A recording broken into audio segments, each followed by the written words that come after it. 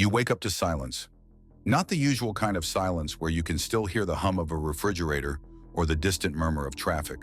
This is absolute silence, the kind that presses against your eardrums like deep water. You sit up in bed and something feels wrong. The air tastes stale. The light coming through your window is too bright, too undisturbed. You check your phone. No notifications, no messages.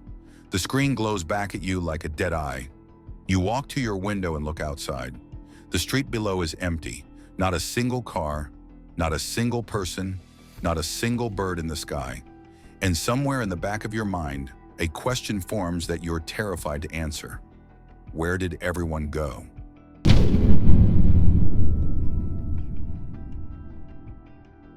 You tell yourself it's early. Maybe it's a holiday you forgot about. Maybe there's some event happening downtown that everyone went to. You grab your keys and step outside. The air hits you differently now. It smells clean, too clean, like the world took a breath and never exhaled. Your footsteps echo on the pavement. You've walked this street 1,000 times, but you've never heard your own footsteps this clearly before. Every sound you make feels like an intrusion. You pass your neighbor's house, the door's open. You call out, but your voice just dies in the air like it has nowhere to go. Inside, there's a coffee cup on the table, still half full. A television is on, playing static. The clock on the wall has stopped. You back out slowly and move to the next house. Same thing.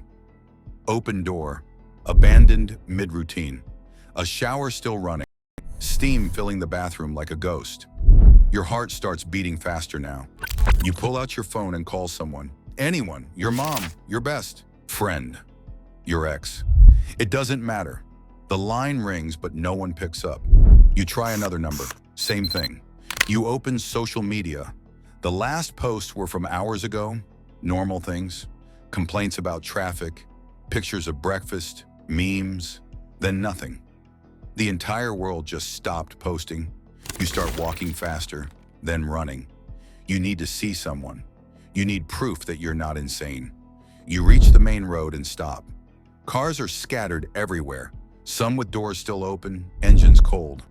A bus sits in the middle of an intersection, empty, keys still in the ignition. You climb inside and look at the seats.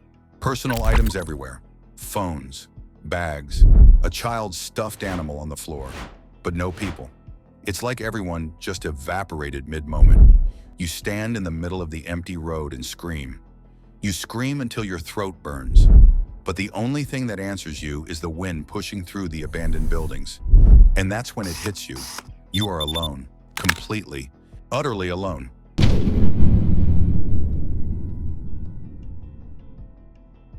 The first few days, you convince yourself this is temporary. Someone will show up. There has to be an explanation. Maybe there was an evacuation and somehow you missed it. Maybe you're in a coma and this is all a dream. You drive to the nearest city. The highways are cluttered with empty vehicles, so you weave between them slowly, your hands shaking on the wheel. You pass exits you've taken 100 times. Every billboard advertises things no one will ever buy. Every restaurant sits waiting for customers who will never come. When you reach the city, you expect chaos. Instead, you find stillness. The skyscrapers stand like gravestones. Windows reflect nothing but clouds.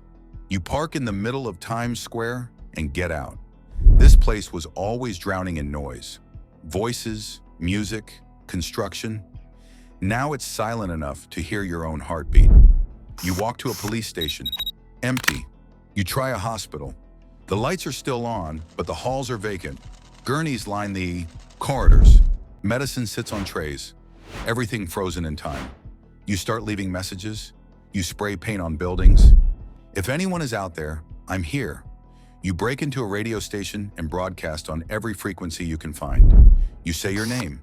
You say where you are. You beg anyone listening to respond. You do this every day. Hours of talking into a microphone, knowing deep down that no one is listening, but you keep doing it anyway because stopping would mean accepting the truth. Weeks pass. You travel from city to city, Los Angeles, Chicago, London, Tokyo, everywhere the same. Empty streets, abandoned homes, lives interrupted. You find evidence of people everywhere, but never the people themselves. You start recognizing the patterns. Meals left half-eaten, showers still warm, beds unmade. Everyone vanished in an instant, mid-breath. You search for answers in the buildings, libraries, government offices, research facilities. But there are no reports, no warnings, no explanations, just absence. And slowly, hope starts to rot. You stop broadcasting. You stop leaving messages. You stop expecting rescue. The truth settles over you like a heavy blanket. You are the last person on Earth, and no one is coming.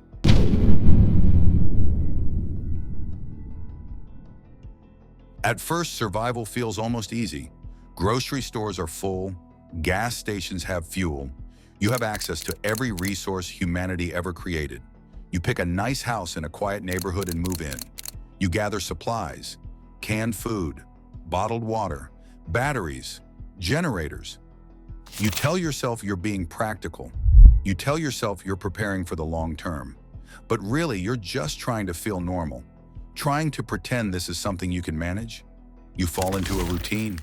Wake up, eat breakfast, check the perimeter, maintain the generator, go to sleep. Routines give structure.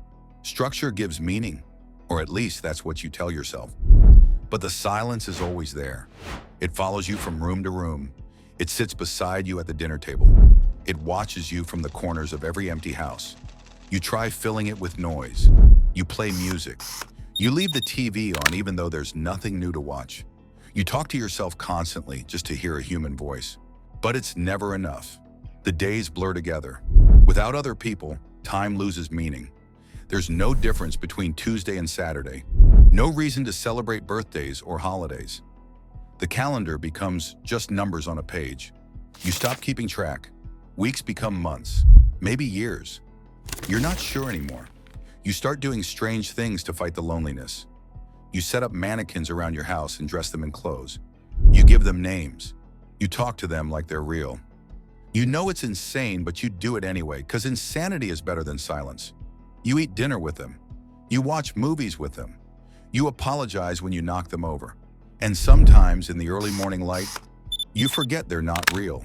For just a moment, you think you see one of them move. Your heart leaps. Then you remember. And the emptiness crashes back in twice as hard. The hardest part isn't the physical survival. It's the weight of your own thoughts. With no one to talk to, your mind becomes an echo chamber. Every regret you've ever had, every mistake you've made, every relationship you ruined, every word you wish you could take back, they circle in your head endlessly. You think about the people you loved, the people you took for granted, the last conversations you had where you were too busy or too distracted to really listen. You'd give anything to have those moments back, to say the things you never said, but there's no one left to say them to. You wonder if this is hell, not fire and brimstone, but isolation, an eternity of yourself with no escape. You wonder if you deserve this somehow, if this is punishment for something you did or didn't do. The rational part of your brain knows that's not true, but the irrational part, the part that speaks loudest in the 3 a.m. darkness, whispers that maybe you were always alone. Maybe everyone else was just pretending to care. Maybe this is just the truth made visible. Some days you think about ending it. It would be easy, painless, final. But something stops you. Maybe it's cowardice. Maybe it's hope. Maybe it's just the stubborn human instinct to survive, even when survival seems pointless. So you keep going. You keep waking up. You keep breathing, not because you want to, but because you don't know how to stop.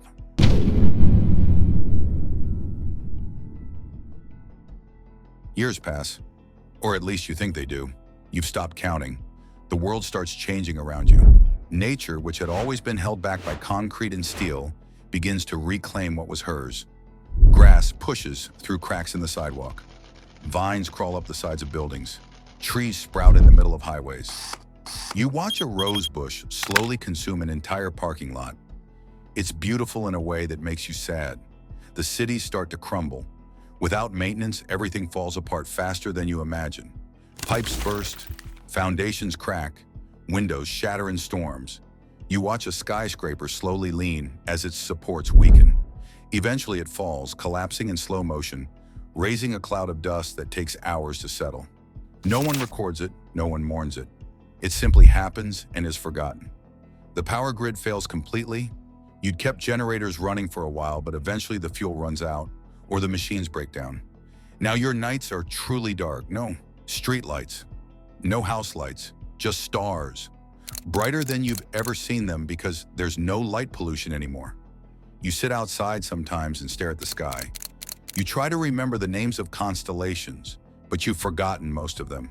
It doesn't matter. There's no one to impress, no one to share the view with. Animals start appearing. Without humans to fear, they grow bolder. Deer walk through empty shopping malls. Wolves den in abandoned houses. Birds nest in office buildings. You watch them reclaim the spaces humanity left behind. They don't mourn us. They don't wonder what happened. They simply exist, indifferent to the monuments we left behind. And you realize something that cuts deep. The world doesn't need us. It never did. We built these cities and wrote these books and created all this meaning, and nature doesn't care. None of it mattered except to us. You visit museums sometimes. The paintings still hang on the walls. The sculptures still stand. The artifacts still rest in their cases.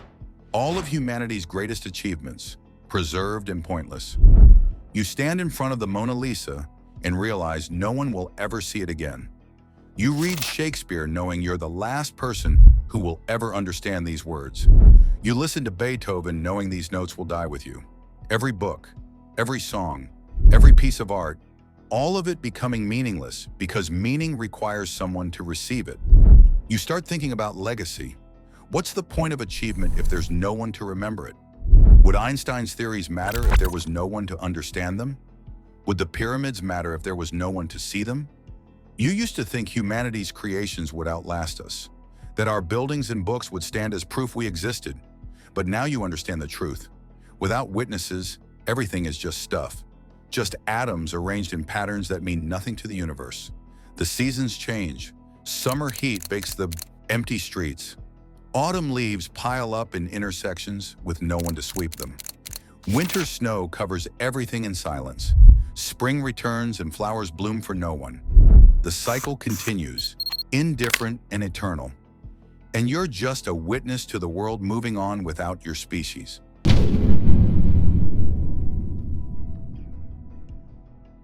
You sit on the roof of a tall building and watch the sun set over the overgrown city. You've been alone for so long now that you barely remember what another person's voice sounds like. You've stopped talking to yourself. There's nothing left to say. Your thoughts have become simple: survival, observation, memory. You think about who you were before, the person with plans and dreams and fears about what others thought. That person seems like a stranger now. You've been stripped down to something more basic, something raw. You're not sure if you're more human now or less. Maybe without other humans, the concept of being human doesn't mean anything anymore. You wonder if you're the last person who will ever exist. If humanity ends with you, it's a weight you never asked to carry. Every memory you have of other people, every piece of culture you remember, every joke and song and story, all of it lives only in your head now. When you die, it all dies with you. The entire human experience, billions of years of evolution and thousands of years of civilization, reduced to the contents of one deteriorating mind. But maybe that's not completely true. You think about the things you've seen in your solitude, the resilience of nature, the beauty of a world at peace, the stars unobscured by city lights, the quiet dignity of buildings slowly returning to dust.